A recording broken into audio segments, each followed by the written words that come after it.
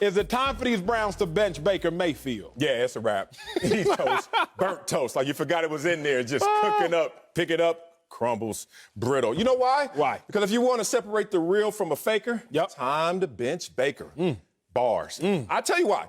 This is real. If you look at this situation, they about to Mitch Trubisky him. And they already started that Mitch Trubisky in terms of, let's protect him. And let's make sure that we don't let him get hit anymore. Even though anytime you step between the white lines, you can get hit. So why you not protecting me in the first quarter? So the only thing that changes is performance. You can hide behind the thin veil of, this is to protect him in terms of health. But really, it's job security in terms of Stefanski and his health. The general manager who drafted Baker Mayfield is going.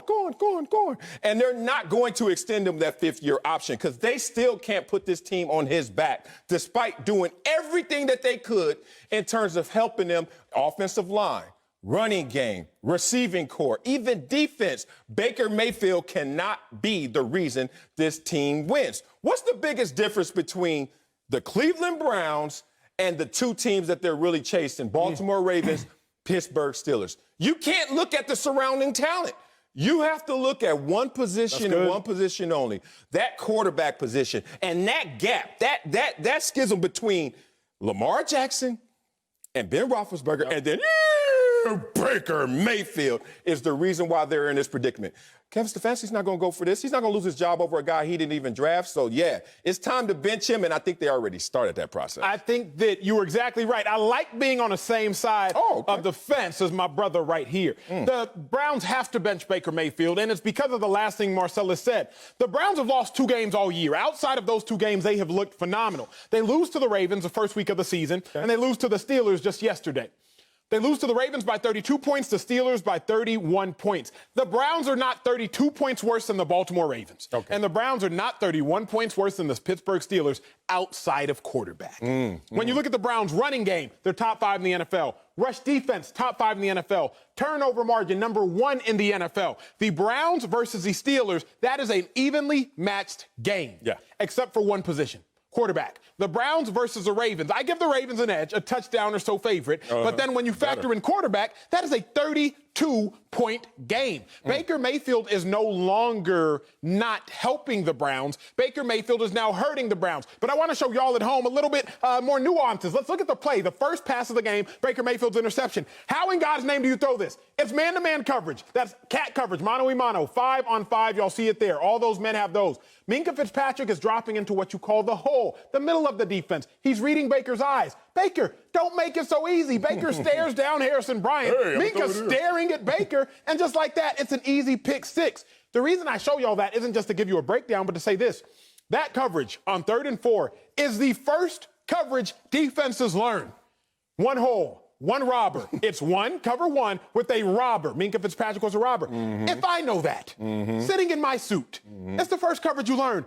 Baker Mayfield, how do you not know that? Completely embarrassing. Baker Mayfield is the reason the Browns won't go as far as they should. Yeah, his underperformance is undermining other players and their talent level and their abilities. Jarvis Landry and Odell Beckham Jr., 5 catches yesterday. Combined.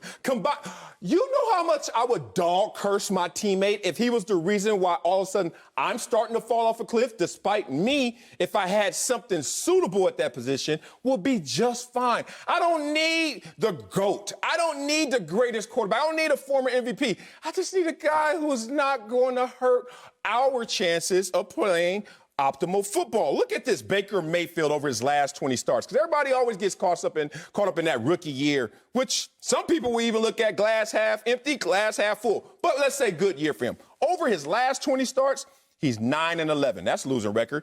59% in completion percentage, 25 giveaways, and 80 passer rating. He has not passed for over 250 yards in back-to-back games. What? He is a former number 1 overall pick, and we're looking at a guy who has a lower passer rating than some backups or unknowns or guys who are heading that way. Sam Darnold, Dwayne Haskins, Andy Dalton, Joe Flacco, and Nick Foles. What is Baker Mayfield? He should not be in that category. He should not be in that area in terms of lower tier quarterback. But that's how he's playing. And everything else that they have, offensive line, Football Outsiders had it as the #1 offensive line unit. We know their rushing game is strong, but all of a sudden you see yesterday only 75 rushing yards. I understand that Nick Chubb was out, but still Kareem Hunt can tote the rock. I don't even want to say cancerous in terms of personality and leadership. I'm talking about in strictly performance. He is the weakest link, and that is why this team can't go out there and realize their goals. We joke oftentimes, especially in this climate, we joke in and sometimes with sincerity, talk about privilege, all these different types of privilege. Oh. Baker Mayfield is benefiting from being a first-round #1 overall pick. Like there's a privilege that comes with that. In the NFL, it was my second year in the league, my first year in Philly. We took an outside linebacker in the first round of the draft. What's his name? Names and numbers. No, he's my dog. He's my dog. What Marcus Smith. He was my dog. He played defensive end. The problem was we had Brandon Graham in Philadelphia. Okay. We had a beast named Trent Cole. We had Connor Barwin coming off a freakazoid season. So we were trying to find a place to put Marcus Smith. We couldn't put him at defensive end because we were stacked out there. So they was like, okay, well, we drafted you in the first round. Let's move you to inside backer. Okay. He's not an inside backer. But because he's a first-round pick, Marcellus, we had to force him on the field. Gotta get it. And we're, okay, you know what we're going to do? Dime package. One linebacker, we're going to put you on the field.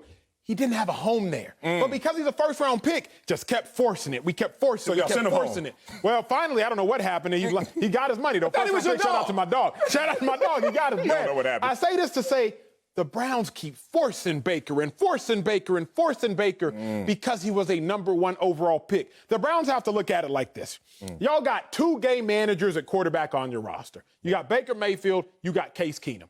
But Case Keenum is a better game manager than Baker Mayfield. Case Keenum under Kevin Stefanski just 3 years ago was 11-3 as a starter, led that team to the Minnesota Miracle. That wasn't Kirk Cousins. That was Case Keenum. The time to bench Baker Mayfield is already too far gone. The time is now. Yeah, look, what did I say last week? You only get yanked when you're yankable. And look, all this protection, football is violent. It is 100% collision sport. Don't give me this, oh, you know what? You took one too many hits. It's time to take you out. No, this is what they call a muscular move. It has multiple intentions. This is the coach saying right now, Stefanski's like, I got to send a message upstairs. And this message is to Andrew Berry, the general manager. The same Andrew Berry who was like, I didn't draft this dude, but I will dress him up. I will put lipstick on this pig to make sure that somebody kisses him and thinks he's cute. And guess what? The offensive line, all of a sudden, when you're playing top-tier competition, you can see the warts. 76-13 in combined scores against the Ravens and the Steelers, and you were supposed to be ready for these matchups based on record, based on everything around you. So I think it's a quiet conversation behind closed doors. Andrew Berry, Kevin Stefanski, they're looking at each other like, message. I hope he gets this message. They need to sit him out because the course has already been started. Mitch Trubisky has now landed in Cleveland, and this is going to be the same result. Sooner or later, they're going to get him out of there.